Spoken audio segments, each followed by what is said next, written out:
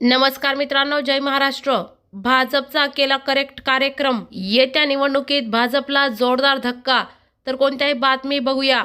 गुढीपाडवाच्या शुभमुहूर्तावर आघाडीने सत्ता स्थापन करत करेक्ट कार्यक्रम केल्याची जोरदार चर्चा राजकीय वर्तुळात रंगली आहे।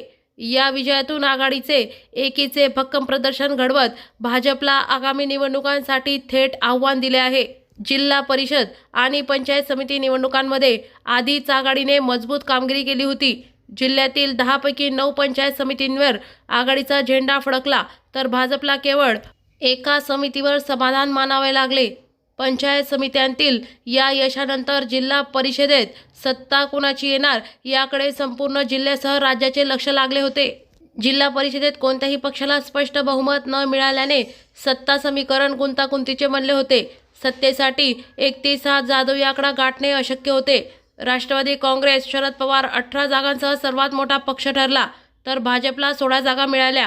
काँग्रेस, शिवसेना, ठाकरे पक्ष गट यांना आघाडीला पाठिंबा होता, तर शिंदे गट, अजित पवार गट तसेच लहान पक्ष किंगमेकरच्या भूमिकेत होते।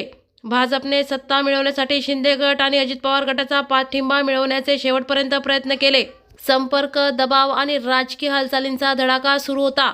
मात्र स्थानिक पातळीवरील समीकरणे आणि आघाडीच्या नेत्यांची एकजूट यामुळे भाजपचे सर्व प्रयत्न अपुरे ठरले आणि या अपूर्ण प्रयत्नांमुळेच आघाडीसमोर भाजप तोंडावर पडले आहे।